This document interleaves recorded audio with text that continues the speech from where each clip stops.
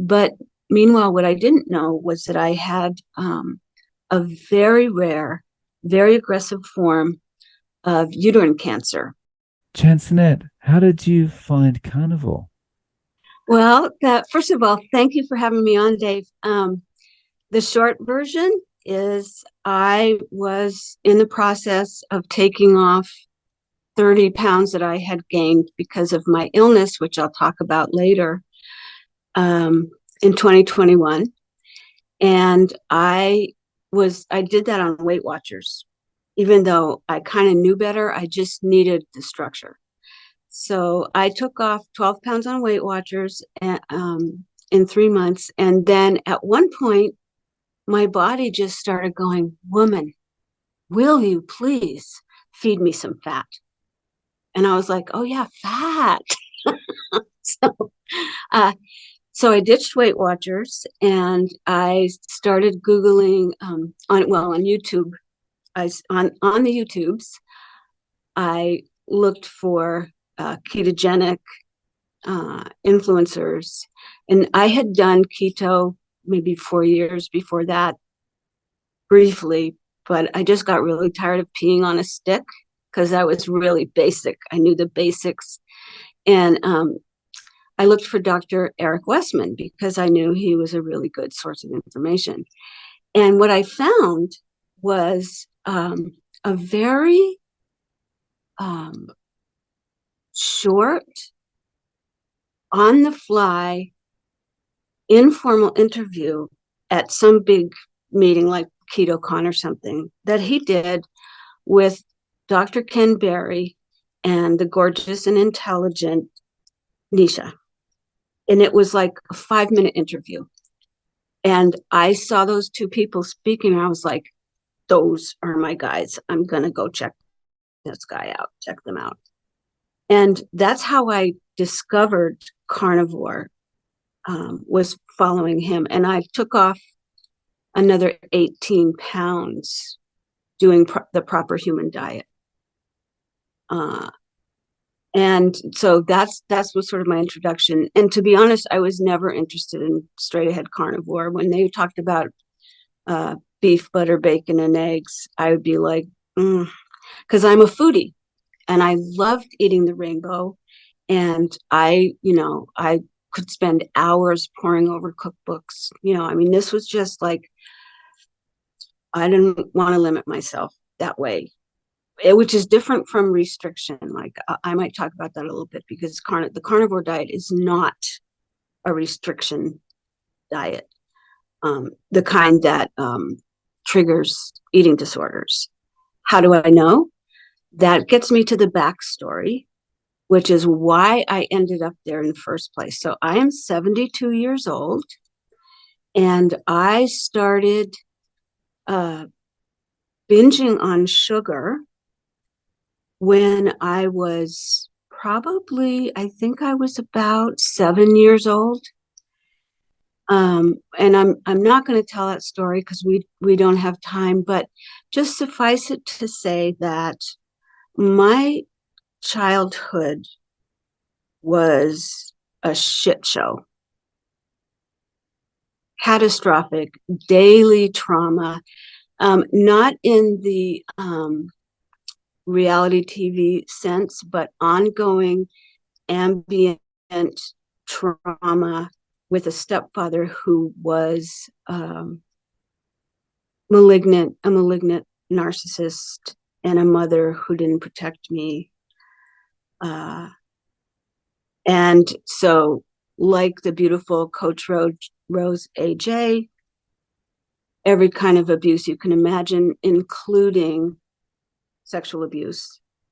And what happens with women, and probably men too, who go through that in childhood, is it completely distorts their view of their body and their relationship to their body and their sense of value in the world. My stepfather taught me that I was ugly, that I was disgusting, that I was fat, and that I was colossally stupid. And that was like his main dish. The rest of it, there was a lot more than that. But So I grew up believing that. And it's a miracle I survived that childhood. At 19, I was on my way out and I set foot on a spiritual path, transformational path, which is a whole nother story. But that's why I'm still on the planet today. And my response to that was a lot of women, I would say most women, um, gain weight. They put on fat. This is like, it is known, right? In order to protect themselves. And there's a lot of female obesity that's just around. I mean, it's around the 1 in 3 of us in this country, in the US, who get sexually abused in their somewhere in their childhood.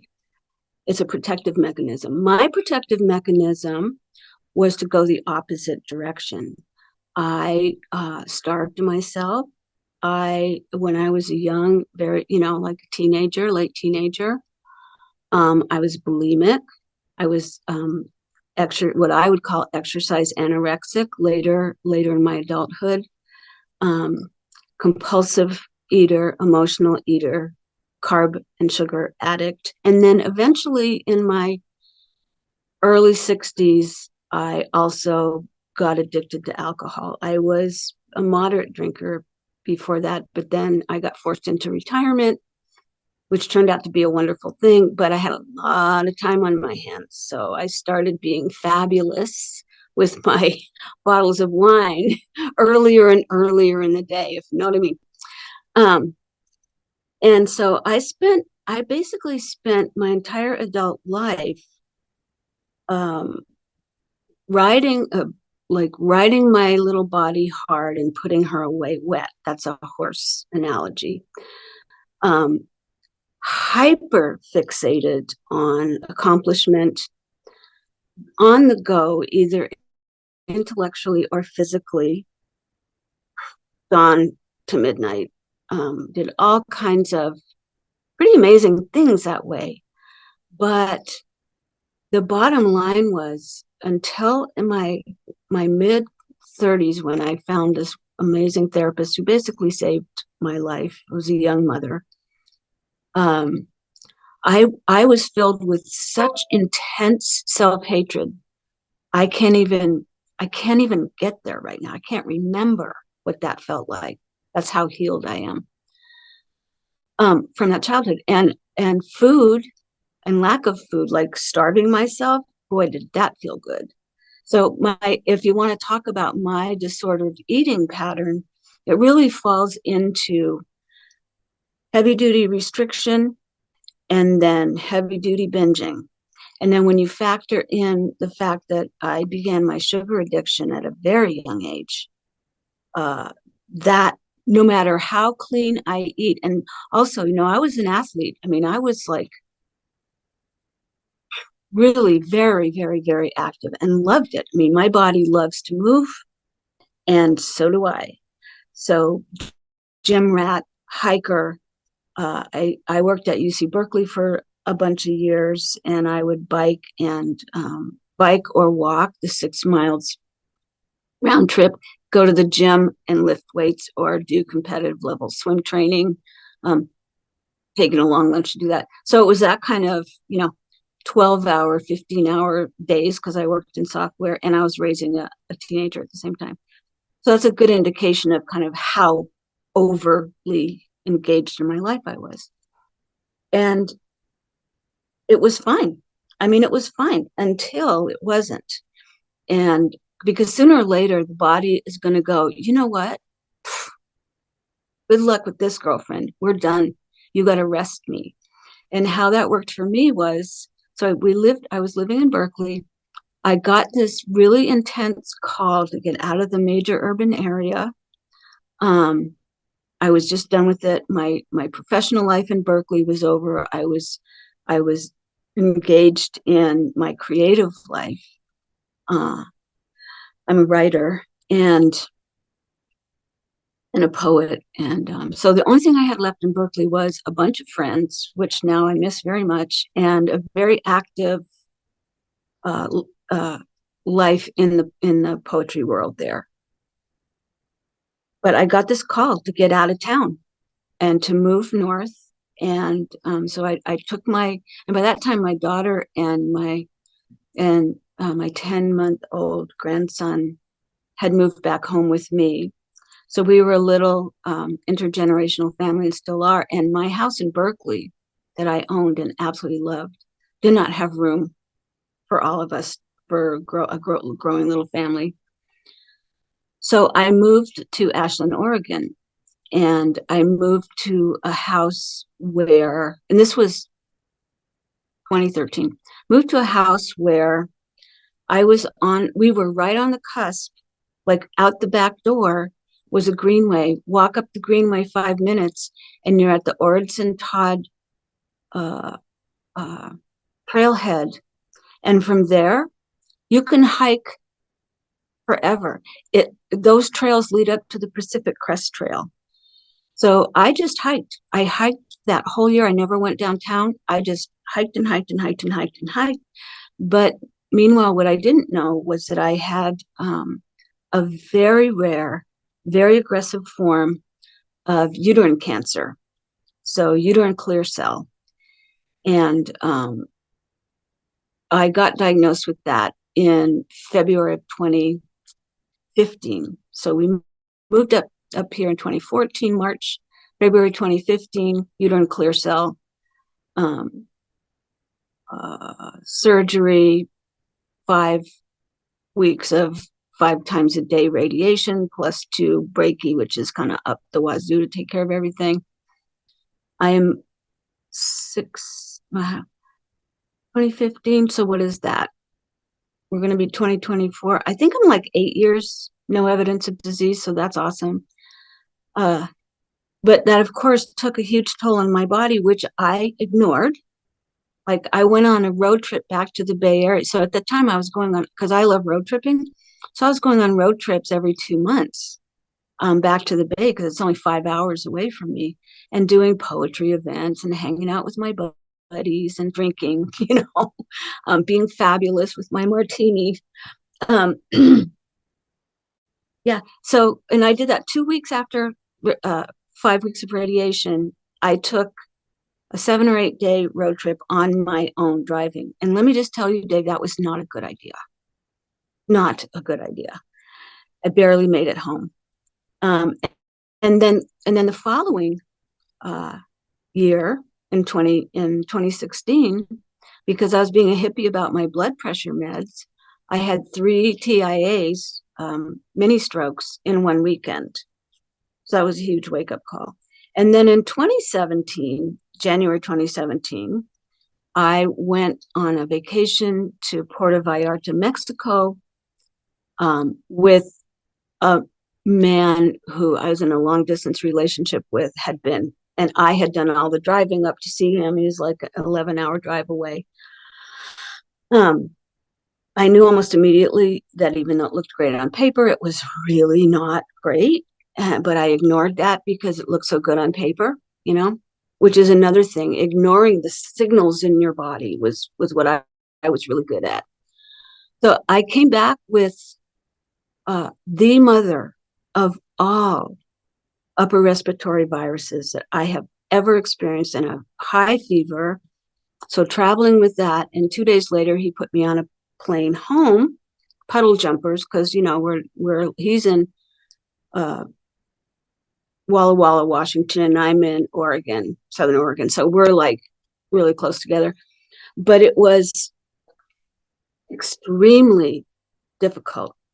I was really sick. My fever was still high, et cetera, et cetera. And so that was January 2017. And basically, I've never recovered. So that gets me to the illness that I have, which is called myalgic encephalomyelitis / chronic fatigue syndrome.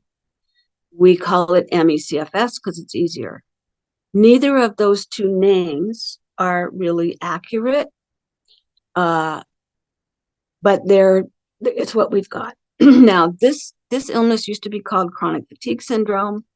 Some people still call it chronic fatigue syndrome. The reason that is a horrendous name for this illness is because, when you hear somebody say, I have chronic fatigue syndrome, somebody who doesn't have this illness or doesn't know anybody who has it, will say, yeah, I'm tired too. We're all tired, right? Chronic fatigue. It also, which is why I'm starting why I started my channel, it also leads to a lot, like, it's not something that doctors, no matter how well-meaning they are, know about. Long COVID is bringing some attention to ME/CFS now, but not for us, for people suffering from long COVID. Oh, we better see what the relationship is here so we can get a pill for long COVID.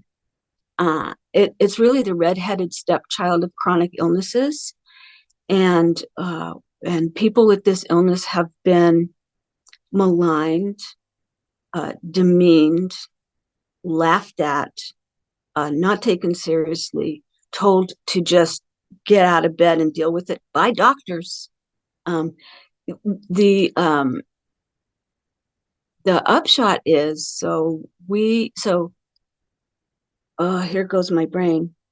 It's a brain, it's a neurologically, it's primarily neurologic, neuroimmune brain disorder, and they think it's brain inflammation. That's what happened to me. It's a lot of times it comes, you get it, the triggers a virus, and there are several different viruses that have been identified. Epstein-Barr is one of them. Well, my brain's going to go, so I'm not going to go. But anyway, there's a bunch of viruses that have been shown to trigger it. But for all of us who have it, one of the common factors is we all, in one way, shape, or form, rode our bodies hard and put them away wet before the triggering virus happened. So the body just kind of goes, yeah, I'm done. This is enough of an insult. I'm done. And there's no treatment for it. There's one pill that people take that kind of helps. But that's really where I started getting very serious about nutrition. So I got that in 2017. It was a pretty mild case, but it still messed my life up, and I didn't know that's what it was. And then in 2020, I figured it out. 2021, I went from mild/moderate to severe, which means, like, early 2021, I was completely bedbound. I could get out of bed to go to the bathroom. I could get out of bed to go into the kitchen and throw a microwave vegan organic. I wasn't vegan, but this was the best food I could find, because by that time I wasn't into box food at all. Into the microwave and eat that, or, horror of horrors, drink and Ensure, because that's a high quality for sick people. And my life was over. I couldn't put sentences together. I have a video. I took a couple of videos of myself at that time, and it's astonishing. It's astonishing. You wouldn't recognize me. You wouldn't. And during that time, when it was getting severe, which happened because I have a horse, an Appaloosa, that I love, and I went over my energy envelope playing with him on the ground, and I fell and broke my wrist in 3 places, my right wrist, that was in July of 2020, and it took a long time to recover from that. And meanwhile, I couldn't do anything because this is my dominant hand, and I was in a cast up to my elbow, beyond my elbow, and that sent me into severe. And I was in despair. I thought my life as I knew it would never, ever, ever come back, because one of the things that you get slammed with all the time when you research this stuff, which I do, I'm a hardcore geeky, down the rabbit hole researcher by nature, yeah, I thought my life was over because what you see when you look at the research is there's no cure for this. And I know people in my community who've had this illness for 30, 40 years, 30 or 40 years. And but I'm like, I don't take things lying down. I also don't wait for medications to show up. And if they had a pill that fixed it today, I probably wouldn't take it because I would rather my body heal itself than put a band-aid. Now that's easy for me to say because I'm not lying there in a bed with a light blocking mask and sound blocking headphones being fed out of a tube, being fed by a tube into my stomach, which is what being severe MECFS looks like. So that's very easy for me to say. But what happened was at the same time, so like March, April, like I think it was March, that photo I sent you was March 2021. And I am 5'2", small boned. I weigh in, my best weight is probably 110, 115 if I've got a lot of muscle. And I weighed 163 pounds, which had never happened to me in my life. And so I had used that to kind of be like, because I'm on learning how to be self-compassionate. So I used that extra weight to kind of learn how to accept my body and da da da da da. And I think I did a pretty good job of that. But then at a certain point, I went, fuck this, excuse my language, but I am not living like this. So that's when I got on Weight Watchers. And at the same time, I had also joined a really, really good recovery program for MECFS that basically it covers all the basics, the four basics, which are nutrition, sleep, mindset, and movement. Like those are the buckets you really need to look at. And I would add with mindset, autonomic nervous system, because there's a lot of dysautonomia in this. There's theories that we get that there's a trauma element. For most of us, there is, because this happens mostly to women. So there's definitely, like, for me, there's a link to the abuse. And so, so I made a lot of progress. And I was on, like, by 2022, I was like spring 2022, I was back to about 75% functionality, which is remarkable. And then I had a perfect storm of cognitive stress and physical stress, by which I mean we had to move house, and I was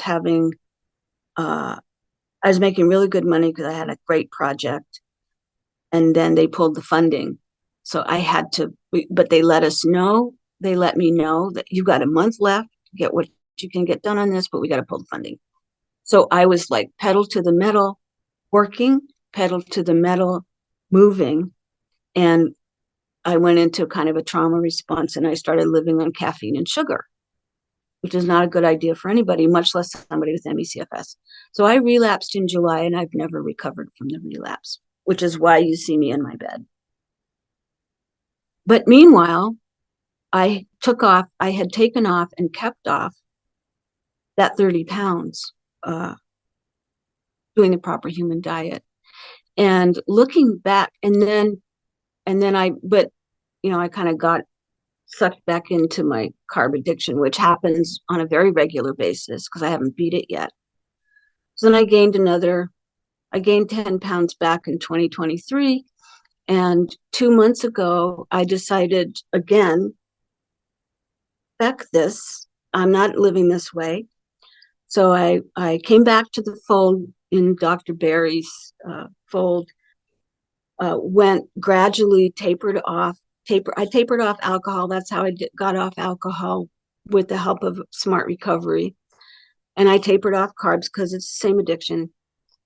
And so I've been not carb free, but I've been on the right path now for about 2 months. And I took off 8 of those 10 pounds almost instantly. And now I'm doing BBB and E. So that's how I got here. So in those 2 months, what kind of improvements have you seen? Oh my God. Okay. So many. And I actually have a list. Uh, but the first thing, oh, here I am with my Glen. Now I can see myself.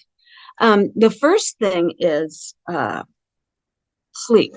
And sleep is actually critical for anybody, for all of us. And most of us don't get enough deep sleep or enough REM.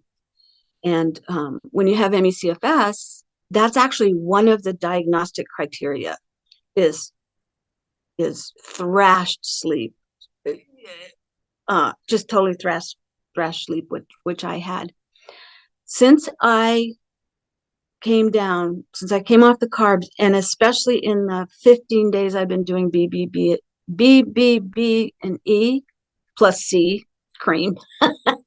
um, uh, my deep sleep has gone from half an hour to this morning. I checked it. It was 3 hours and 45 minutes.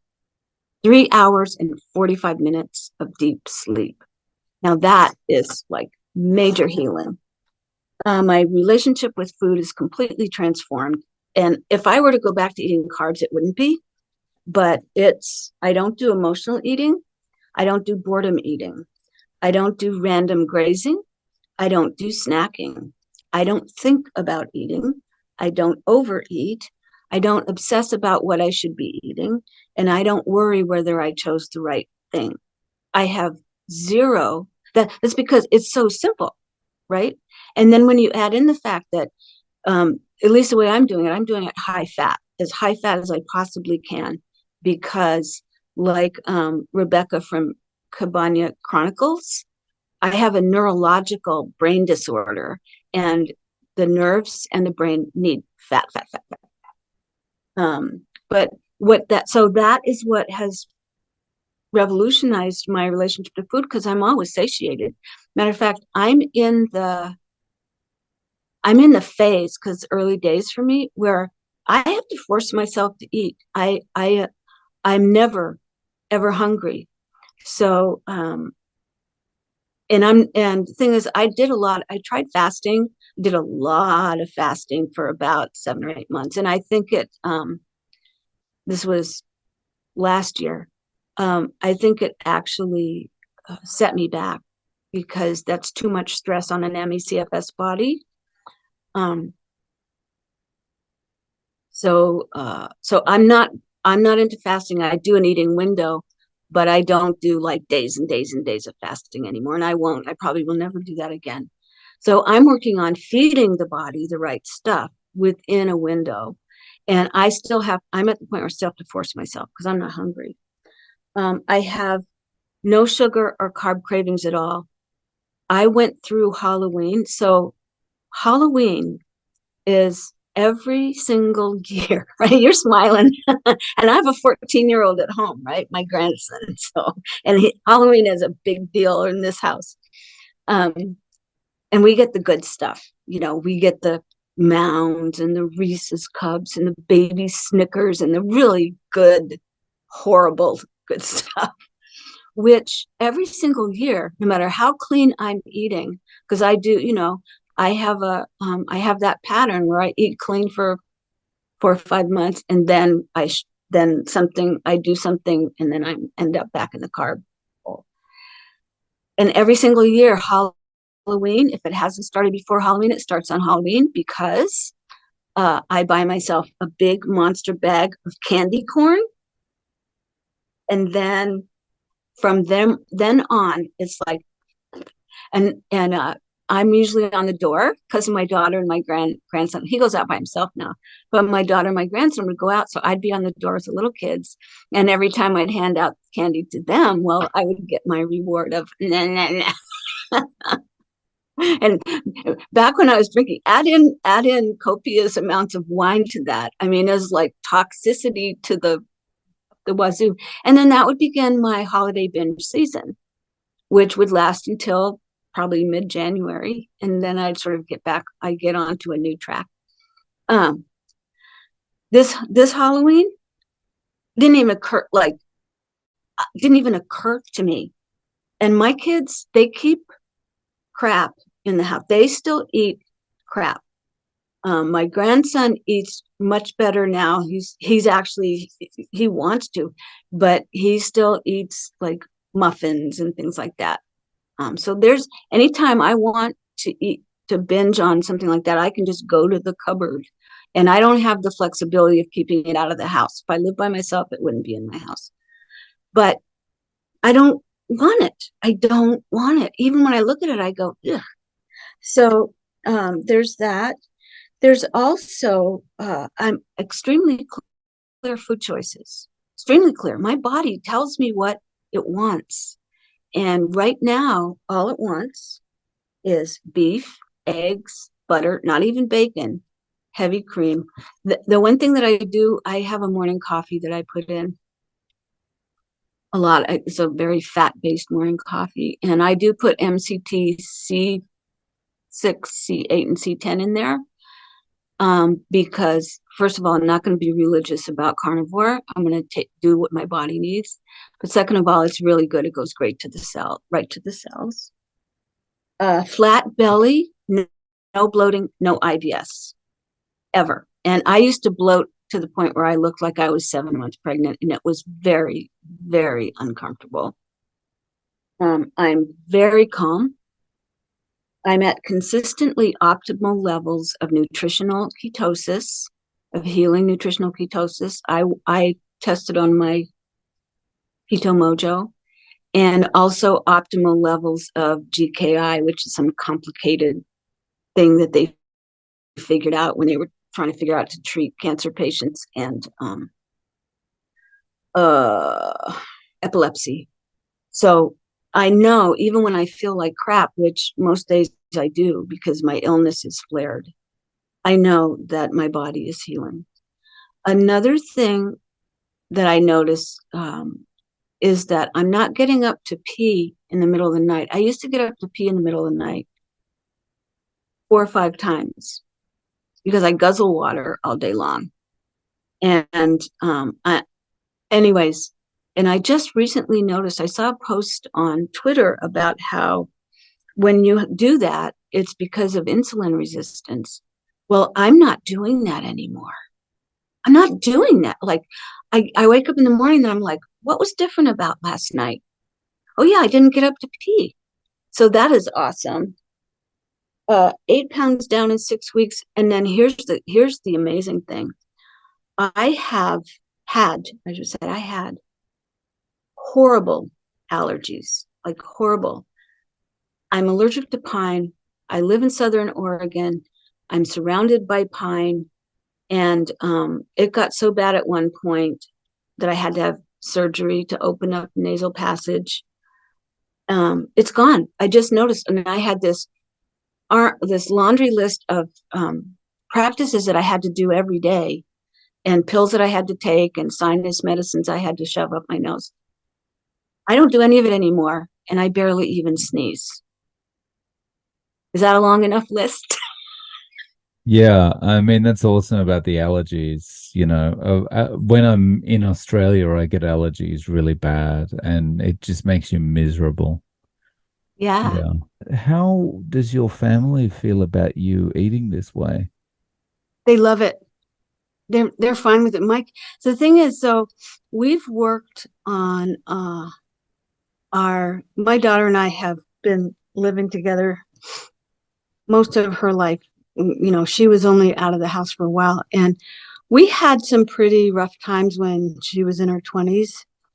But we've worked on our relationship, and it's a very supportive, harmonious environment. And the kids have, like, they call it grandma food. They've watched me do, I did Whole30, I did paleo, I did, all those things.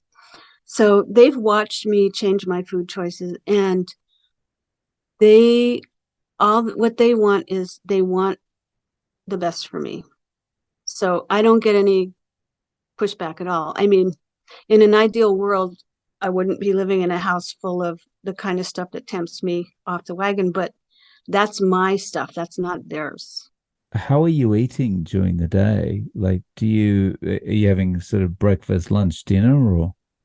No, because I've come out of I've come out of I had a long, maybe 7 months of fasting training, where I would do all different eating windows. This was in a group, in a program, and then 36-hour, 48 hours, 72-hour, kind of, not all in the same week, but so my body is really not used to 3 meals a day.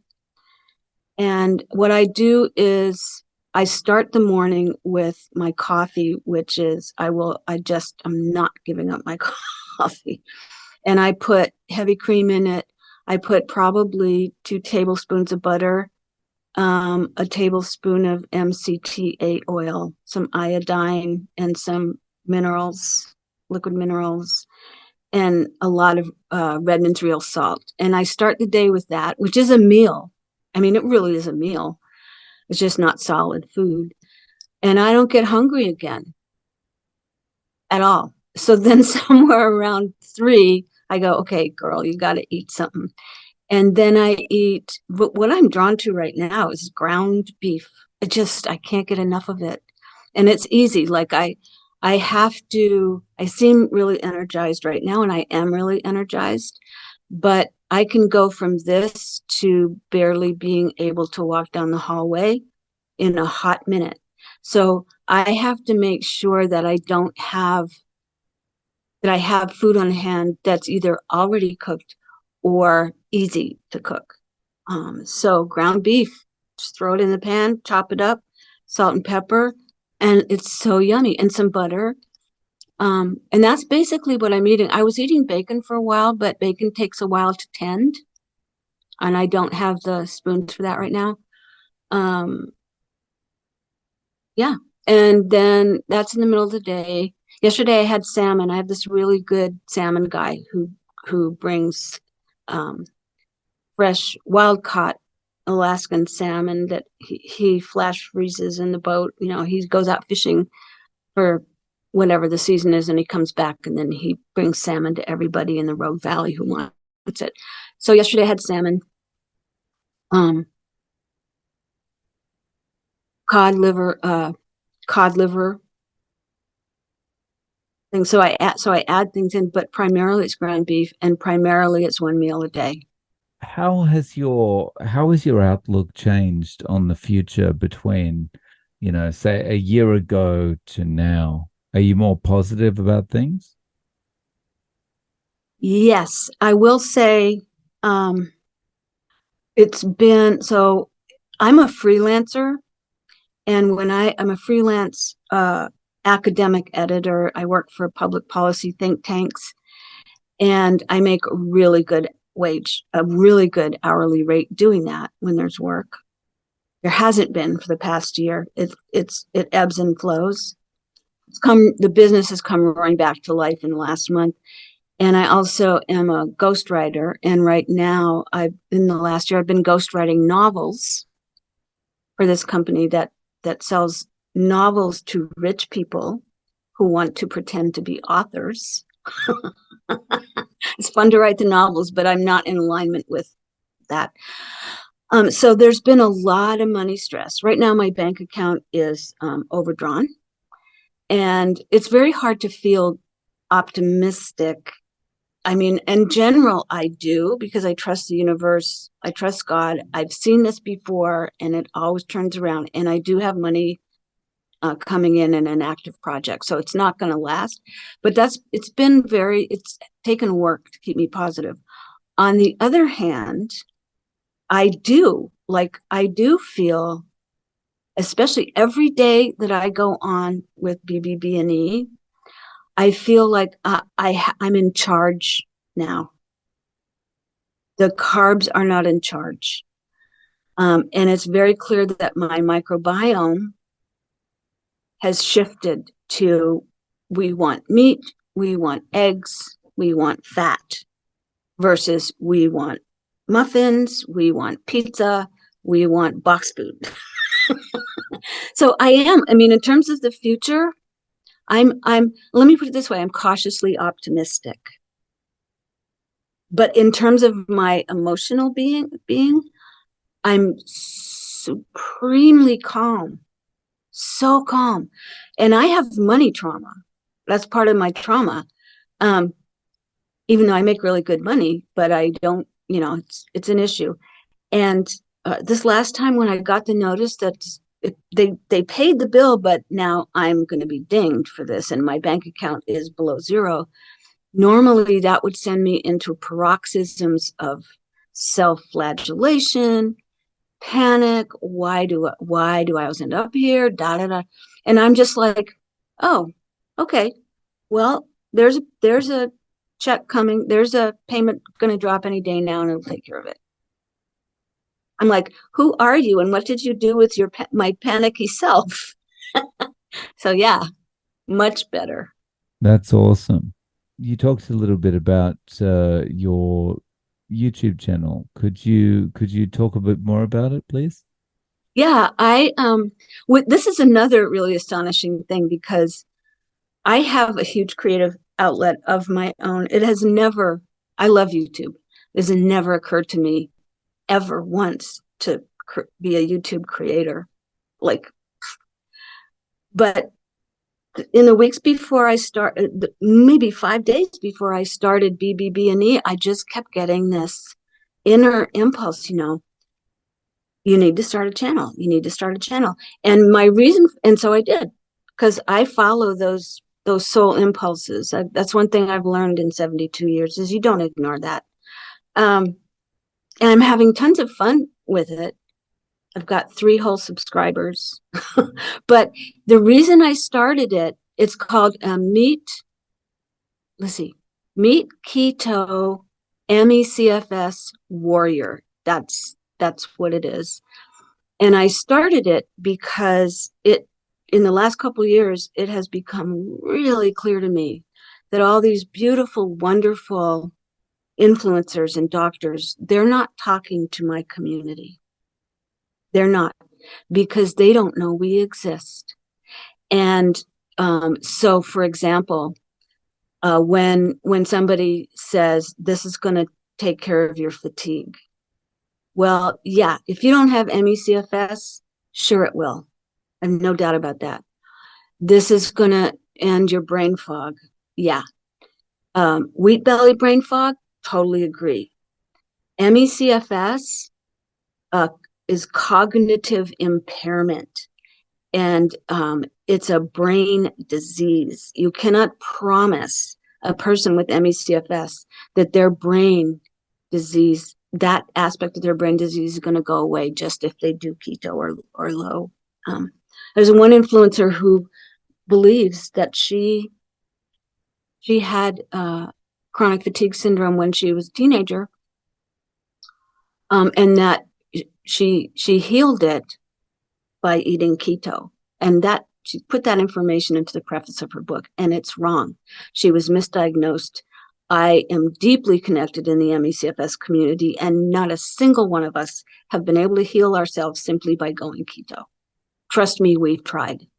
So, which is not to say, is not to cast aspersions on the doctors and influencers. They don't know about this illness. So one facet of my reason for doing this is to just get that information out there in the carnivore community, that, there's this, which is why I love that you did the interview with Rebecca, because she has MS and there's a lot of similarities, lots. And then the other side of it is I want to bring awareness of the potentiality of carnivore to my MECFS community. There's millions and millions and millions and millions of us out there who have been diagnosed, and probably twice that many who haven't yet, and are wondering what the heck is wrong with me. So that's my goal with it. And it turns out I really love doing it. I can't wait to learn how to make those what do you call it? The thing that goes on the front with the pictures and the words. I don't know how to make those yet. The thumbnail. Thumbnails, yeah. So it's kind of it's an awesome learning curve for me too. And I kind of and it's also N of one. This is N of one. I know that carnivore is going to get rid of my prediabetes. I know it's going to get rid of my metabolic syndrome. I have 20 more pounds to lose. And I know that eventually, if that's what the body needs, it will come off. And has already taken care of my eating disorders, my relationship with food, all that kind of stuff. So, and my sleep. I mean, that's astronomical. 3 hours and 45 minutes of deep sleep. Nobody gets that. So I have no doubt, but I'm putting it out there on my channel as a work in progress so that my MECFS warriors can walk the path with me to decide, is this worth it for me? Because one of the issues for us is that nobody wants to stay sick. None of us wanted to get sick. We were all type A. Most of us were type A's before this happened with hugely active lives. But we have tried everything. Most of us have tried everything and we'll just keep trying. So for me, nutritionally, carnivore is really the last thing on the nutritional scale. And I'm not going back because reasons. So that's my only motivation for doing the channel. I do not expect to monetize. I don't have anything to sell. I'm not pitching a business, and I'm not casting aspersions on that because I think it's a great vehicle to get, that kind of thing going. And why shouldn't it be a business? But I already have a business, right? And I love my business. So that's not my motivation. My motivation is purely to get the information out there. Chansonette, thank you so much for coming on and sharing your journey with us. I really appreciate it. Hey, I appreciate you, Dave. I appreciate you so much and the interviews that you're having. And I'm super grateful that you had me on and that we ended up being able to make this happen. And seriously, power on and meat on.